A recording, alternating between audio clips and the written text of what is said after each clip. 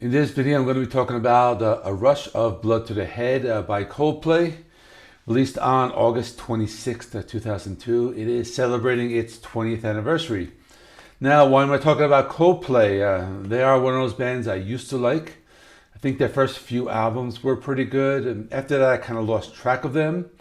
I didn't really enjoy their albums after that Viva La Vida album, but this is a really good one, A Rush of Blood to the Head. Probably their best album. So let me talk a little about Coldplay. First, I think it's impressive. This is a band that had the same lineup. They haven't changed any members, or at least as far as I know. We have vocalist Chris Martin, guitarist Johnny Buckland, bassist Guy Berryman, and drummer Will Champion. Coldplay is also considered one of the most successful bands of the 20th century, one of the best-selling acts of all time. But despite all that, I think their only good albums are the first 3 or 4 ones, at least in my opinion. So let's talk about A Rush of Blood to the Head. So A Rush of Blood to the Head was one of the biggest selling albums. It was certified 10 times platinum, sold over 15 million copies worldwide. This was a very big album at the time. The album has a sound that's kind of like classic rock or alternative rock. This album is different from their more modern style where they have more pop and electronic sounds, but this album has 11 songs, 54 minutes long, has a few ballads, a few rock songs, nothing heavy. I mean, just mostly laid back music, but it's a very good album. So the first song is Politik, and this one is starts with some rock chords, but when Chris Martin starts to sing the verse, it's kind of very quiet. Then the chorus kicks in and these guitar chords come back in. So this song does a good job of balancing the heavy and the light. The song is well constructed. They add some orchestral elements towards the end. And this song has the structure of a rock song. It's a good album opener. Many of the songs on this album are like this. They are rock songs that are melodic with a big sound. And that was that winning formula that made this band so popular. Then In My Place, this one has a very iconic intro. It's the kind of intro that you sing in your head. It's another relaxing song. It's catchy. The lyrics are not very complex. They have great backing vocals that make it sound memorable. I've always liked the song. I think this can be compared to a band like U2, but this band is a lot better than them. But that's what the song reminds me of. Then God Put a Smile Upon Your Face. This one has some acoustic strumming in the intro, and it reminds me of early Radiohead. There are elements of grunge and that post-punk. It has this constant drum beat, and the tone of the song is a little darker than the others at first, but it's a lot brighter once the chorus kicks in. The acoustic riff is repetitive and it kind of lingers in the background. And the acoustic guitars also give it a little bit of that 70s rock feel. So this is a nice, well-rounded song. And The Scientist, probably one of my favorite Coldplay songs. A simple piano-based rock song and a love song. The lyrics are just very intelligent. I think that's what makes this song stand out. They're able to take science and they turn it into a rock song. I really like the instrumentation in the song with pianos and acoustic guitars. And also how the band comes in during the second verse.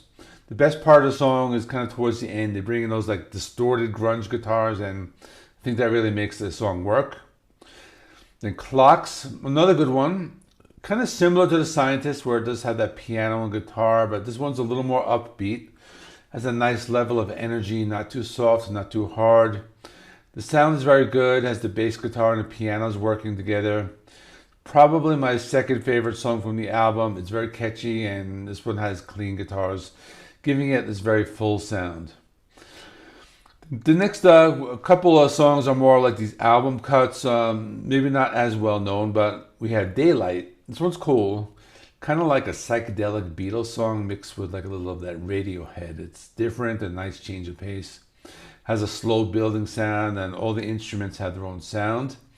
This band mixes in a lot of melody into an almost Middle Eastern psychedelic sounds, and you got a little bit of that alternative rock. The bass guitar sound is very thick.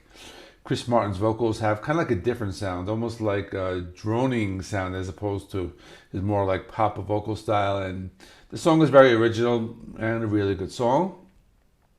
Green Eyes, this one's different, kind of like a folk song. Chris Martin kind of sings in a softer tone.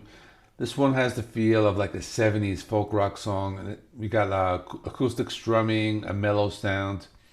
Now the band does not come in until about like 2 minutes into the song. And at this point in the song, you hear the drums, the clean guitars. Chris Martin has some like soaring vocals on this one as well. It's a very good song and a nice change of pace. Then Warning Sign.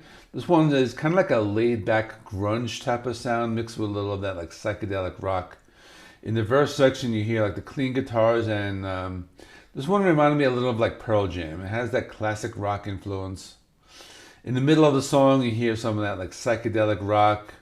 The tone of the song is kind of sad. It's kind of about seeing the warning signs of love that are about to be lost.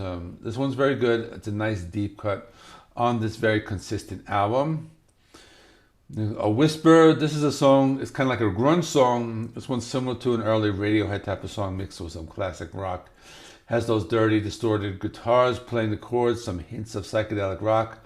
They added some grungy, clean guitar riffs, and it's a certain song. It kind of has like this kind of like twang sound to it. So Chris Martin's vocals range from like the melodic to the falsetto. It has kind of more of like a dream pop type of sound mixed with that straightforward alternative rock. And they incorporate some orchestral elements and giving the song this like big sound. And A Rush of Blood to the Head, the title track. It's an acoustic folk rock song with Chris Martin singing with an acoustic guitar. So as this song builds, they add in some like softer keyboard sounds. The band comes in like moments later. They incorporate like this psychedelic sounds and a modern rock beat. Some parts later, the songs have like an alternative rock sound with clean guitar riffs. Now, according to Chris Martin, this is a tribute to Johnny Cash, but the main message of the song is that things in life can be uncertain. The final song is called Amsterdam, another piano-based ballad. Chris Martin sings in his typical falsetto vocals. The song is slow building. The band eventually, comes in towards the end. The song is more of a sad and emotional tone, but most of the songs on this album do. It's a very good album closer. It just stays with the general tone of the album. So that's all. Let me know what you thought of Coldplay's A Rush of Blood to the Head. Do you like their albums, or do you like the newer stuff, or just the older stuff? Is this their best album? So let's talk about it in the comments. So please remember to like, comment, subscribe, and I'll see you in the next one.